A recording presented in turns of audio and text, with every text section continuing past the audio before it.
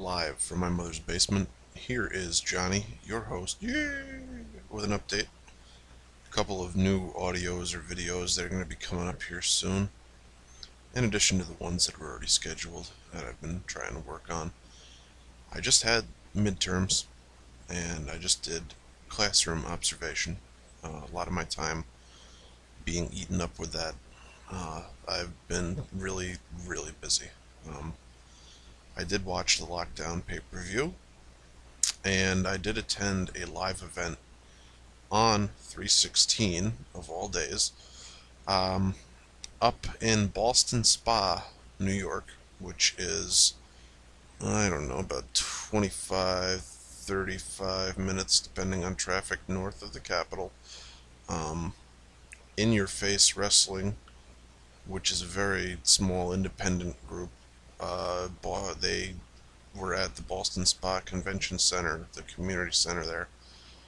Basically, it's just a gym the size of which has a basketball court in it, and they put a wrestling ring up. I believe they do this, routinely. But they had a special attraction. Actually, Tommy Dreamer and Al Snow were booked to have been there for the event, but did not come through because of other contractual obligations elsewhere. However, there was a meet and greet with a bunch of stars. Rosita, formerly TNA, was there. My friend Dan from Dan Talks Rasslin.livejournal.com, he was there with me. And we talked to Rosita for about 30 minutes the first time, and then for about 5 to 10 outside the building before she left in her car. Very approachable, very nice. We got a Shelton Benjamin story for about 10 minutes, just sitting back, listening to him talk to one of the promoters and the announcers for the independent show that was going on. Boogeyman showed up later that night to make an appearance. He was not there to do autographs, but he did wrestle, if you can call it wrestling. He took a few punches and then chokeslammed the hell out of some kids. It was fun, though, throwing worms into the crowd, getting everybody all riled up. Nunzio, otherwise known as Little Guido, ECW, he was there, had a match. And Bobby Fish from Ring of Honor, one half of the Tag Team Champions, also made an appearance. It was a really nice atmosphere, it was very laid back. There were so few people there, and it's, as a wrestling fan and as a guy that tries to go to a lot of these shows that are around me and local. When TNA went to the Albany back in December 29th or 30th, I don't remember which one, I was there.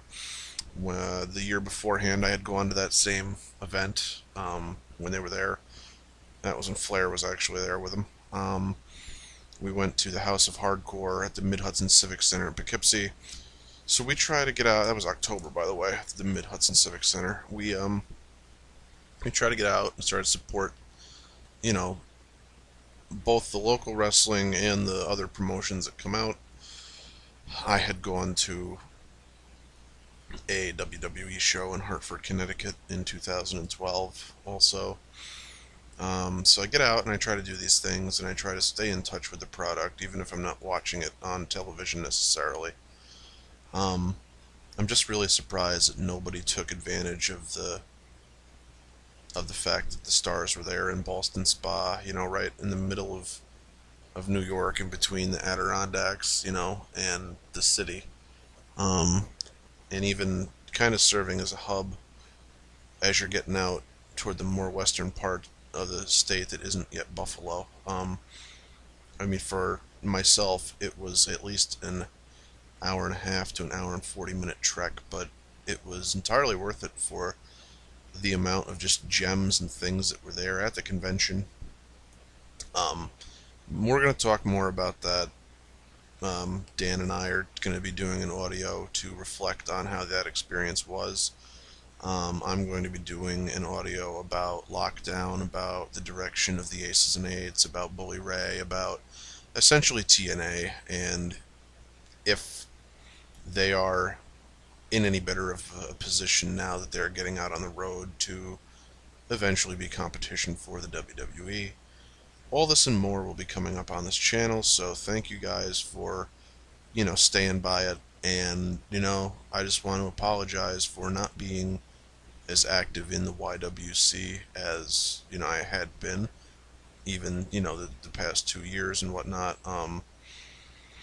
It's just, I can't even say 2 years, more like a year and months, but it's something that I really like to do, and I don't have the time for it right now with school and with other obligations, but when I can get around to it, I like to do it, and I'm very interested in your guys' opinions and what you have to say in response to it. I always welcome the commentary, and that's the main reason why I do this, is to have a discussion. Thanks a lot, and I look forward to having more audios and videos coming out soon. Later.